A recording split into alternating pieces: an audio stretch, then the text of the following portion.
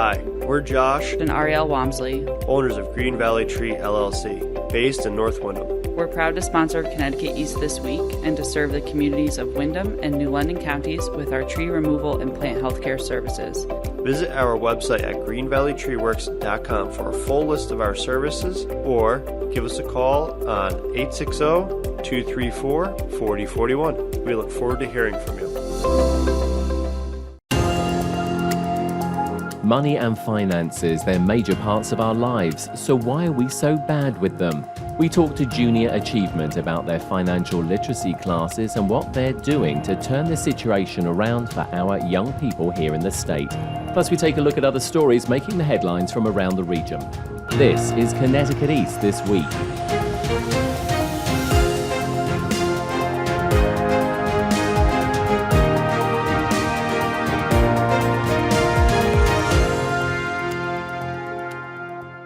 Hello, I'm Brian Scott Smith. Money and finances are the cornerstone of all of our lives, from the salary we make at work to the mortgage payment on our home or our rent, to the products and services we buy, to the food we purchase at the supermarket. So why are we all so bad when it comes to dealing with money and financial issues? Debt has become commonplace in our society and credit often too easy to obtain, creating unhealthy financial situations for many. But things are about to change, at least here in Connecticut, as Governor Lamont signed into law earlier this year that will require high school students to complete and pass a course in personal financial management and financial literacy in order for them to graduate public high schools, in a bid to better educate future generations when it comes to dealing with money.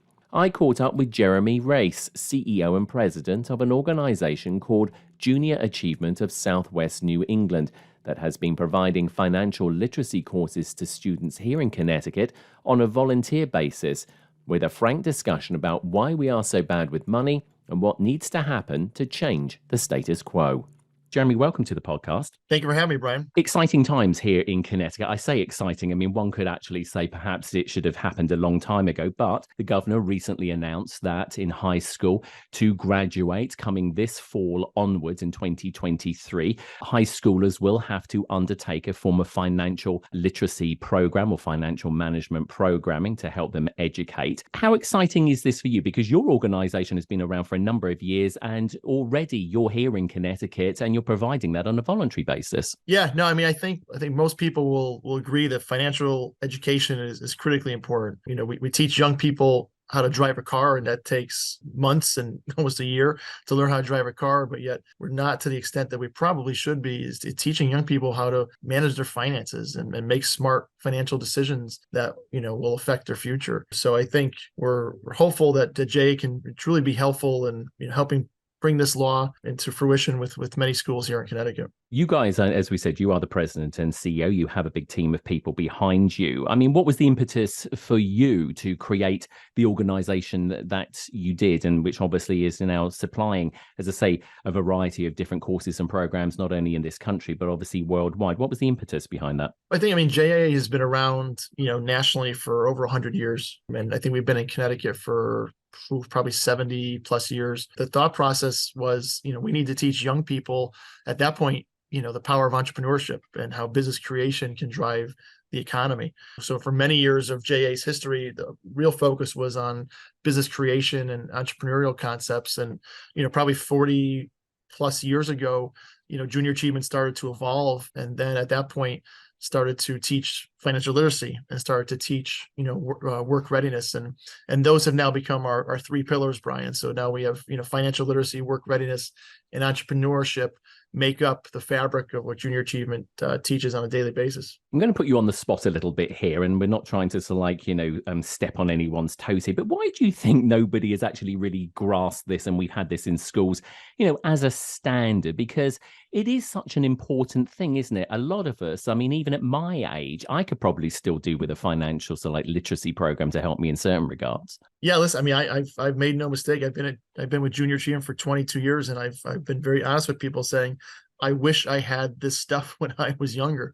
It would have spared me a lot of personal debt and probably some bad financial decisions, in my 20s, which is when a lot of those, kind of fortunately sometimes bad decisions get made by young people.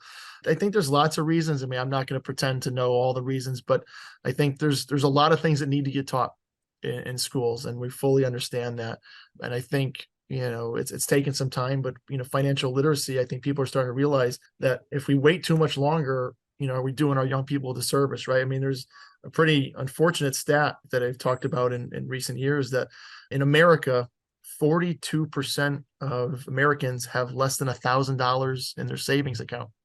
Think about that, right? So that's pretty scary. That's not even enough to, carry your rent or your car payments or your bills. So if Junior Achievement and others can now finally get in front of more young people and teach them, that would certainly prevent a lot of debt and other bad decisions from being made. So I think, Brian, my sense is there's just enough of these stats have been talked about in a more powerful way that people are starting to realize we have to do something to try to get ahead of this.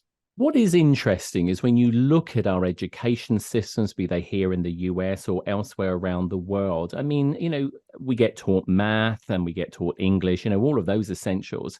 But finance is the cornerstone of everything. I mean, when you do leave, as you say, when you get a job, understanding, what you're getting paid and maybe paying into sort of like a 501k or sort of like a pension if you get a property, understanding, leasing agreements or understanding about a mortgage.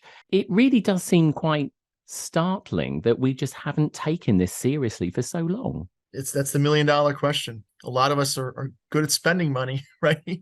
And I don't know, maybe again, I'm not gonna pretend to know all the answers here, but I think, maybe as a generation, we're now realizing that, we want our kids to not go through the struggles that we did. And by learning to save and, what is a viable income to make and support a family. And that's part of financial literacy, is helping young people understand that, making smart decisions sometimes hurts too, right? I mean, there's opportunity costs. If you're going to save, 10 or 20% of your income, that means you're not spending that 10 or 20% on other things. But I think once you start to teach young people things like compound interest and how stock market works and how bank accounts works and how money markets and 401ks, to your point, and pension, you start to show people that, hey, if you save X now at the age of whatever, 20, 21, here's what those dollars can be when you retire. And people, now start to understand that Social Security may not be here forever. And that was counted on by our parents' generation and generations before that. So again, I just think that there's enough things happening in the world now that are finally made people realize, this really is important. And we should have folks like hopefully Junior Achievement at the forefront of trying to help our kids learn these valuable concepts. Talk to us a little bit about some of the work that you have been doing here in Connecticut, because like you said, you've been doing that for a while, and you're hoping, I understand, that your organization has contacted the Connecticut Department of Education, obviously, as a current vendor, to say, hey, we would like to be part of this, and let's hope that works out clearly for you. But talk to us a little bit about some of the work that you are currently doing. Yeah, I mean, it's exciting because part of the power of Junior Achievement is that many of our programs, Brian, are taught by volunteers. So when you get to our pillar of financial literacy, for example, we end up recruiting a lot of financial experts to teach our programs, bankers, CFOs, people with finance degrees, and they're going into classrooms like during the regular school days. And what's powerful about what we're doing as well is Brian, we're actually bringing these financial literacy concepts to kids as young as kindergarten. We're teaching young kids in kindergarten, first, second grade, the value of a dollar, what it means, how you earn it, how you save it, what are taxes, just kind of basic concepts. But as they get older, we have curriculum that teaches them how to budget for themselves, how to pick a job that can earn them enough money to support their family, and how much money should they spend on food each month, and car and transportation, and those kind of things. Again, these are concepts that most students, most kids don't have a chance to experience. I've always liked to say that when kids go through Junior Achievement programs, they become adults for that experience. So I think part of it is just empowering these students to think like an adult. I mean, I've had so many students come up to me in recent years and say, Mr. Race, I wish I had this when I was younger, or hey, could you teach my parents this? So it's such an interesting phenomenon that financial literacy is such an important topic, but it's not talked about still to an extent that it probably should be. But the results are powerful. I mean, we have data from junior achievement that shows that junior achievement students, so any students who have gone through junior achievement programs, end up earning 20% more than non-JA students. That's a pretty amazing statistic. And I think, again, it's because those young people better understand what it means and how it works. I think it's also, and I'm sure you're probably going to agree with this, because certainly, I come from the United Kingdom, and even talking about money over there, back then, it was almost considered like oh yeah, no, we don't talk about that. Why is it you think we've got this weird attitude about talking about money? I think it's changing because I mean, my generation grew up with that as well. Like the dinner table conversations, you never asked your parents what their salaries were or stuff like that. I think that's changing, and I think we've always encouraged our volunteers when they're teaching budgeting and any kind of money concepts. If you're comfortable, talk to the kids about real dollars and talk to them about a time in your life where maybe you had struggles and let them learn from those struggles. But I think the more you show young people and explain to them, what money is. I heard someone speak recently. They talked about how everyone should at some point in their life figure out what their own personal relationship is with money. And I thought that was a very interesting way to think about it. Some people, their relationship is spending, some people saving, and some people unfortunately don't have a clue. But I think when you talk to young people and say, hey, listen, if you make $50,000, here's what you can afford. If you make $100,000, here's what you can afford. If you make $150,000 a year, here's what you can afford. And you start to really break it down.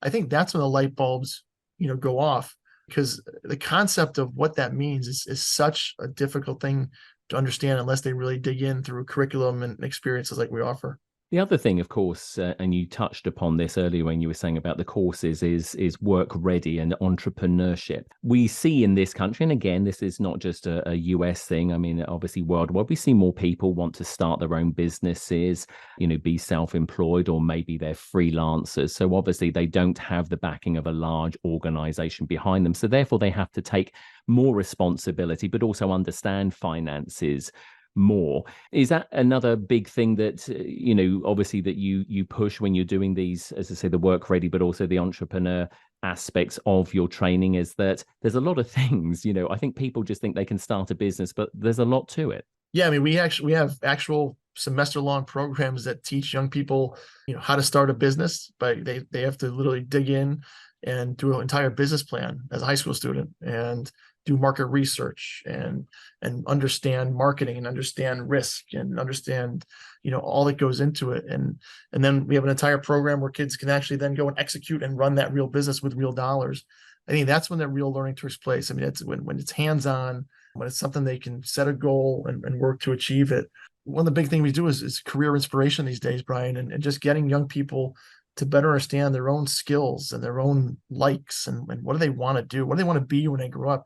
And if we can help connect those dots for them, help put them on a pathway, they'll be happier employees or happier business owners. If that's the case, if we can also build in that financial knowledge, then they'll be smarter business people as well. Because we do seem to live, it seems that we seem to live in a world of boom and bust. I mean, getting hold of credit seems relatively simple-ish. Not everyone can get credit, but I mean, we do seem to live in this rather throwaway world where we don't often give a lot of thought about these things. And then I suppose let's use the situation recently, obviously with the worldwide pandemic, we then sort of really expected the government to step in and help us all out with things. And, that's not how we should be living life. Yeah, I mean, I'll say it again. I mean, it comes down to, learning how to save money is a very challenging concept. It takes discipline. And I think, again, kind of back to that stat I just shared with you, 42% of Americans have less than $1,000 in savings. If it were that easy, more people would do it, right? So again, I think that's why the younger we can get in front of students, at elementary, middle school, and then certainly by high school, get them to start practicing, not just learning, but practicing kind of what we're preaching. I really do think they'll be better off. And of course, any of these financial literacy courses, I mean, this must be a constantly evolving thing because, the world changes, business changes, finances change. So This isn't really a one and done. I'm guessing it's more about creating a foundation really in people's minds, and then getting them to sort of like build upon that and just remind them that, yeah, this isn't it. You need to keep working on this. It's like riding a bike. Teaching high school students some basic financial literacy is better than nothing, but I think they'll be much better off if they start to get some repetition, right? Just like riding a bike. You want to get on it, you're going to fall a few times. You're going to scrape your knees, you're going to get hurt a little bit, but then you bounce back up, right? You get back on the bike, and same thing with finances, the same way. You're going to make mistakes, and you're going to have some ups and downs, peaks and valleys. But I think the more repetition, the more time over years that you build these concepts, the better. I mean, I think again, that's why we have programs that are, some of them are shorter in duration, a couple lessons to 5 or 7 lessons. But then we also have now semester-long curriculum, Brian, that high schools can use for free, right? So they can actually utilize junior achievement curriculum that teach things like financial literacy, marketing, business communications, economics, entrepreneurship. The kids can get grades in those programs. You can use those as your basic curriculum. They correlate to state standards. And the other thing I'm working on is that state colleges and universities in Connecticut I'm now talking to about, would you potentially grant college credit for high school students who complete these courses and pass these courses? And Brian, the answer I'm getting is yes. I've already had 3 or 4 major universities in Connecticut say, yes, their curriculum is so strong. If high school students in any town in Connecticut take these courses, pass them, and then come to our university or college, we will grant them 3 credits. That's brand new. That's exciting. It's powerful. And I think, it just, again, another demonstration that our stuff is pretty good. What are some of the light bulb moments, with some of the students when, they're having some of this stuff taught to them? Because it must awaken them, I'm sure, in many ways when they suddenly get told, well, actually, the world does this and this is what you need to do. Can you maybe give us a couple of examples? You mentioned obviously about the saving, which, of course, as you've said on a couple of times throughout this interview, is incredible that, people aren't saving enough money. But any other things that people are just poor at, or suddenly they wake up to once they're told about it? I think I come back to the salary. I mean, I think when you go into a classroom of, 6th, 7th, 8th graders, even 9th graders to some extent, and you say, hey, who in this room thinks $30,000 a year is a lot of money to make? And in 2023, when you still see half of the hands in that room get raised, it's eye-opening, right? Because then you start to go through, okay, well, let's talk about an average car payment, what that costs, an average cell phone bill and cable bill and rent expense. And you start going through those expenses, and all of a sudden, as you're going through these exercises, kids realize, oh, wait a minute, Mr. Ray, we ran out of money. I said, that's the point, right? So $30,000 actually isn't enough. Those light bulbs moment come on when you see these young people start to understand, okay, well, maybe I need to make 50 or 60 and more. Those are light bulb moments. Light bulbs moments when you have young people say things like, after some of these curriculum, these lessons, say, wow, now I get it why my mom and dad won't buy me those $200 sneakers that I've been begging them for the past 2 years. Because at the time they just hear mom and dad saying no. But now they start to understand, well, wait a minute, that's a lot of money. And I would just say, mom or dad, we'll put it on that plastic thing, that credit card. But then once kids start to understand what interest is, and all of a sudden those $200 sneakers over X number of months are now, just making this up, $240. And kids are, hearing young people say, well, wait a minute, why would I pay more than $200 if that's what they cost? Well, because that's what credit card debt is, right? So they're basic concepts that I think a lot of adults understand. But when you put into context for young people in specific examples, those light bulbs go off like fireworks. It's unbelievable. Apart from obviously what you've just said about, teaching that and educating people about how far a dollar will actually go, stretching obviously their money, I'm guessing also this helps to teach people, young people, about the value of money as well. Yeah. Again, it's a weird concept because I know these days, right, most people don't use checks as much as they used to. And a lot of folks, don't carry as much cash around in their wallets as they used to. So I think it's gotten even harder in some ways because that credit card, that debit card, at least in my opinion, kind of from what I see, become kind of the primary vehicle to purchase things. So again, like you hear young people say, well, mom or dad says, hey, I can't afford that. Well, just use that plastic thing, swipe it. But they have to understand what happens on the back end is that the money's getting taken out of that bank account. to pay for that. So back to one of the questions earlier about why now, I think it's because it's become even harder because people see that plastic card and have a difficult time understanding, how it really works. And the other point I want to put to you as well, technology. I mean, obviously, we live in a very technological world. More things are going online. Do you also think that the technology sometimes isn't always as helpful as it could be? Because again, it's so immediate, and we subscribe to this, and suddenly that all gets lost in the digital noise, as it were, because we're just hitting a button and saying yes to everything, and then don't suddenly realize how much that's all adding up to. Yeah, listen, guilty as charged, right? I mean, I'm just as guilty as the rest of buying a lot of stuff that pop up in my Instagram feed or my Facebook feed. And, so for young people, again, they're being constantly inundated with, shopping. They're basically being invited to shop, right? When you and I were growing up, in order to go shopping, we had to have someone take us to a store, right? We had to make a conscious decision of, I need X, I'm going to go get X, and I might even save for X. But now you can't go online for more than 5 seconds and be inundated with invitations, and they seem personal, to buy something and stuff that we like, right? So I think it's a tough world for sure, and I think the technology makes it even tougher, Brian.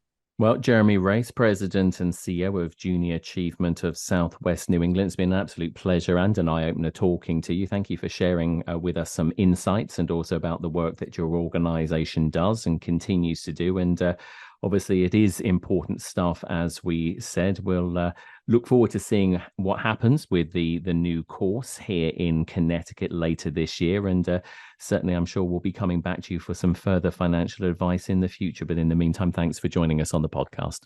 Thank you, Brian. Appreciate the opportunity.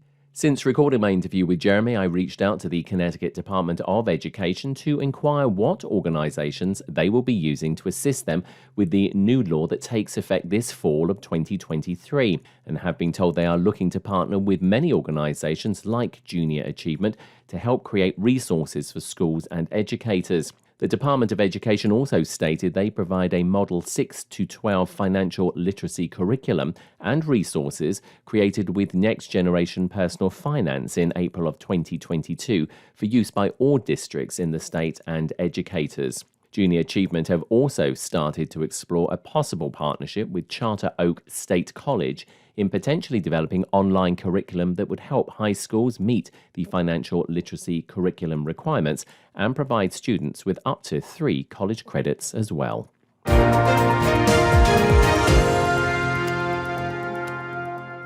As veterans, we're no strangers to helping others. That's what we were taught, service before self. But we do have one question for the veterans listening. When was the last time you reached out for help? If you or someone you know needs resources, whether it's for stress, finances, employment, or mental health, don't wait. Reach out. Find more information at va.gov/reach. That's va.gov/reach. Brought to you by the United States Department of Veterans Affairs and the Ad Council.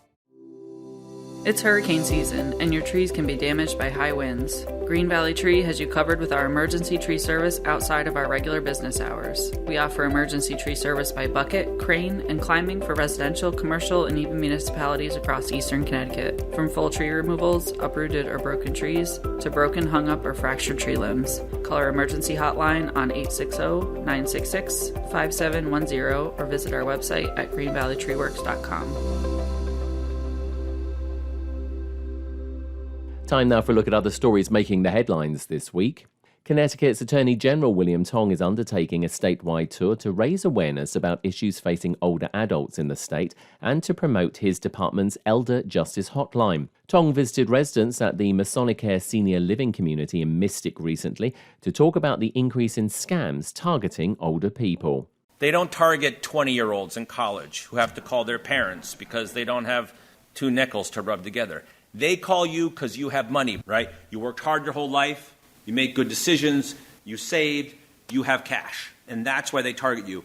I have been saying lately, it's not that funny, but it's true, there's a scam for everyone. Tong also said that these issues are hard to report often because of embarrassment or fear. We can share resources that if you're not willing to talk to law enforcement like us and you want to talk to a counselor, or you just want somebody to talk to or get some other kind of help with healthcare or insurance or something, call us and start the conversation. You don't have to give your name, you don't have to give your number, but lean on us. According to the Coalition for Elder Justice in Connecticut, the annual loss by older adults of financial abuse and scams is estimated to be at least $36.5 billion across the nation, and cases of elder abuse remain vastly underreported, with only 1 in every 23 cases reported to protective services for the elderly. Tong said the Elder Justice Hotline won't investigate specific issues, but does act as a one-stop shop for people to be put in touch with the correct government agency or department who will be able to assist them. The Elder Justice Hotline number is 860-808-5555 and is open Monday to Friday, 8 a.m. to 5 p.m.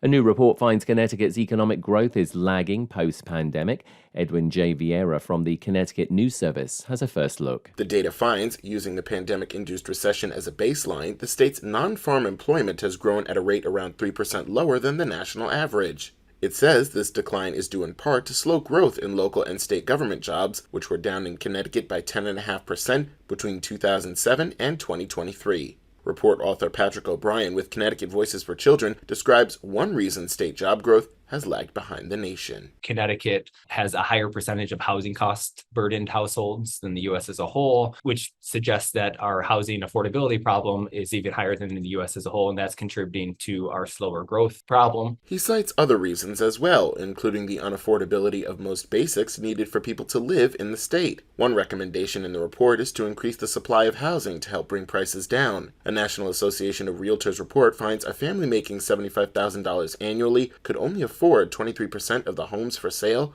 nationwide. I'm Edwin J. Vieira.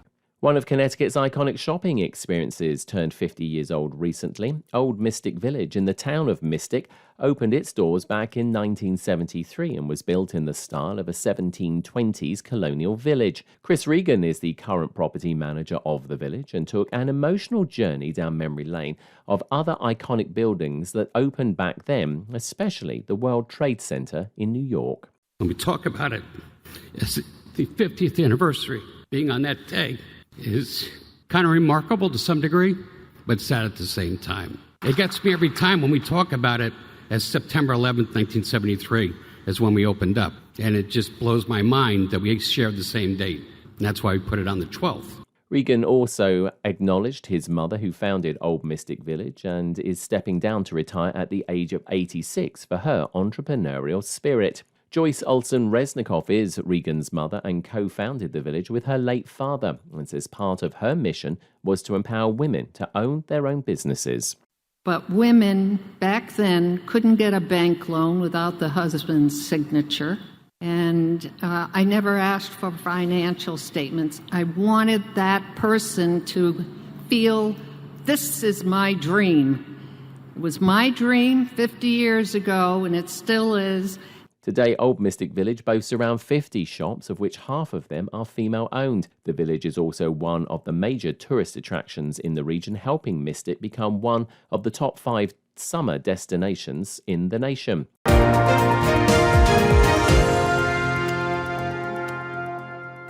That's all from us for this edition. Do send us your questions and story ideas to the show via our website at connecticut-east.com or Facebook or Twitter at Connecticut East and on Instagram at Connecticut East This Week.